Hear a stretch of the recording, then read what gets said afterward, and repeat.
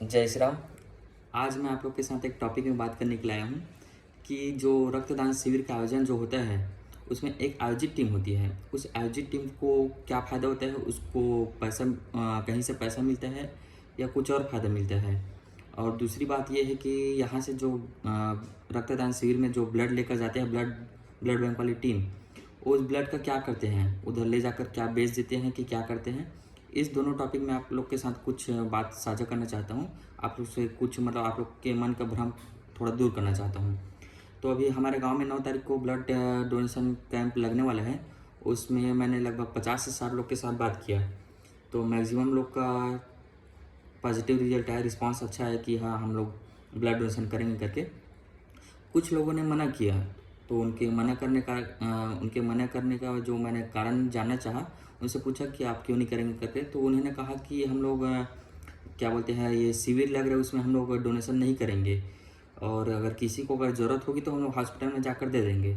तो मैंने उनसे पूछा कि क्यों नहीं करेंगे आप लोग ये शिविर में करके। तो उन्होंने कहा कि वो लोग वहाँ ले जाकर ब्लड को बेच देते हैं।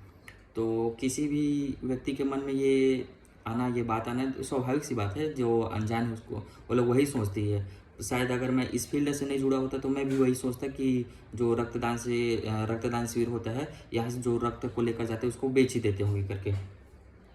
तो अच्छा, मेन टॉपिक ये है कि क्या आयोजित टीम जो होती है, जो आयोजन कराती है जो रक्तदान शिविर का, उसको कितना रुपये मिलते हैं, फिर क्या फ़ायदा होता है।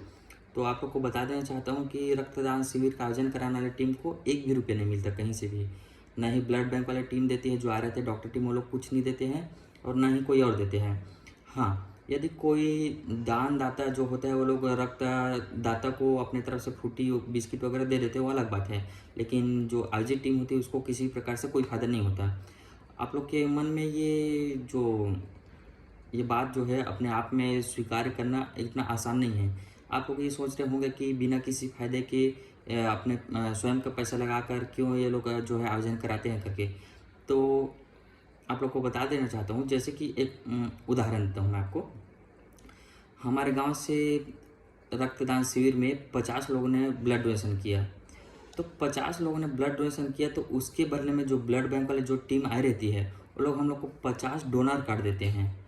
अब ये डोनर कार्ड होता क्या है, आप लोग को एक और बात बताता हूँ कि डोनर कार्ड क्या होता है और ये कहाँ काम आता है।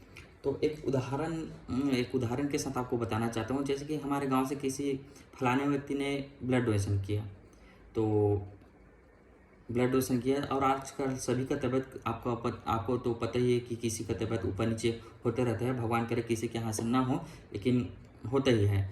अब उस फलाने व्यक्ति को कभी अगर ब्लड की ज़रूरत पड़ा, या फिर उसके परिवार में किसी को ज़रूरत पड़ा, तो उस समय 4 से 5 यूनिट जो है ब्लड की आवश्यकता होगी उसको। तो अचानक वो कहीं से ब्लड का अरेंज करने के लिए और लोग डोनर खोजेंगे या फिर और कुछ करेंगे। तो वो जो डोनर कार्ड है, नहीं माफ़ करना, जैसे उस समय यदि हम उनसे बात करते हैं, किनसे, जो यहाँ से ब्लड लेकर गए हैं, जो टीम ब्लड बैंक वाली टीम, अगर उनसे हम बात करते हैं कि हमको जो 5 यूनिट ब्लड की आवश्यकता है और हम शिविर कराए थे करके, तो वो लोग जो है 5 यूनिट ब्लड हमको प्रोवाइड कर देंगे आसानी से, बिना किसी डोनर के। और लोग उस टाइम कोई भी डोनर नहीं मांगेंगे। हम लोग यदि उनको 50 यूनिट ब्लड दिए हैं, तो वो हमको 50 डोनर कार्ड देंगे। मतलब जब तक हम लोग चाहेंगे 50 यूनिट ब्लड को हम लोग वापस ले सकते हैं। अगर किसी की तबीयत खराब हुआ है या फिर और कुछ हुआ है, किसी को ब्लड की आवश्यकता होगी, उस समय हम लोग उनसे ब्लड ले सकते हैं। हमारे गांव में कम से कम 10 से 15 व्यक्ति ऐसे हैं जिनको हम लोगों ने, ललित भाई भी है, ललित साहू, हृदय साहू, इन लोग को पता है कि कई लोग को हम लोग ऐसे पिछले टाइम जो ब्लड डोनेशन कराए थे, उस समय लेकर गए थे यहाँ से, और जिसको जिसको भी आवश्यकता थी हम लोगों ने उनको ब्लड दिलाया वहाँ से। तो दूसरी बात, हाँ, मन में ये सवाल आता है कि वहाँ से हम लोग ब्लड तो ले लेंगे, डोनर नहीं देंगे, क्योंकि हम लोग डोनेशन कर चुके तो लोग ब्लड देंगे, लेकिन उसके साथ में कुछ चार्ज देना पड़ता है, 1200-1300 रुपये का कुछ चार्ज होता है। तो इसी चार्ज के समय हमारे मन में ये भ्रम हो जाता है कि वो लोग ब्लड को बेच रहे हैं। तो मैं आप लोग को एक बात बताना चाहता हूँ, वो लोग चार्ज किस बात के लेते हैं। जैसे कि हम लोगों ने उनको ब्लड दिया, मैं उनको ब्लड डोनेशन करता हूँ, तो उस ब्लड को डायरेक्ट किसी मरीज़ को नहीं चढ़ाएँगे। उस ब्लड को चढ़ाने के लिए उन लोग को बहुत सारा जांच करने पड़ते हैं। टोटल 5 प्रकार के जांच होता है। उसमें से HIV होता है, एड्स और हेपेटाइटिस का होता है, HBsAg, HCV और मलेरिया और क्या बोलते हैं VDRL। ये 5 टेस्ट मुख्य है जिसको ये लोग एलाइजा लगाकर टेस्ट करते हैं और बहुत सारे टेस्ट करते हैं, जिसके बाद अगर आपका ब्लड अगर सही रहा तब कहीं जाकर उसको वापस करेंगे ताकि दूसरे पेशेंट को वो ब्लड लगेगा। मतलब कि वह ब्लड ख़राब नहीं होना चाहिए। आप कहीं भी पूछ लो, जो मैं आप टेस्ट बता रहा हूँ HIV, HCV, HBsAg तीनों का जो है वो टेस्ट लगाने के लिए, एलाइजा टेस्ट लगाने के लिए कितना चार्जर लगता है। तो कम से कम ये इस तीनों टेस्ट को लगाने के लिए 1500 से 2000 रुपये का आपको चार्ज लगेगा। आप किसी भी जो है लैब में जाकर पता कर सकते हैं। और दूसरी बात, उनका जो अब ब्लड बैंक है वो लोग तो वहाँ अपने स्वयं से निकालते हैं, तो वहाँ वर्कर रखे हैं, वहाँ पर AC लगा हुआ है, जो हमारा खून है उसको फ्रीज में रखते हैं। इन सबको उन लोग को बहुत सारा खर्चा रहता है मेंटेनेंस के लिए। तो इस कारण से वो लोग जो है हमारे पास से 1300-1400 रुपये का कुछ फीस लेते हैं। और उस फीस को मतलब हम लोग देते हैं तो यही सोच लेते हैं, और हम लोग पैसा दिए उसके बदले में उन्होंने क्या बोलते हैं रक्त दिए, रक्त को बेचे हैं। आप लोग को बता देना चाहता हूँ कि रक्त जो है अमूल्य है, उसका कोई मूल्य नहीं है, उसको कोई भी नहीं बेच सकते।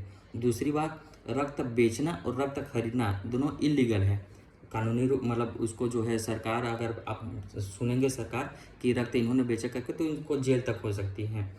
तो यही टॉपिक है। अगर आपके मन में कुछ और संदेह होगा तो आप मुझसे पूछ सकते हैं।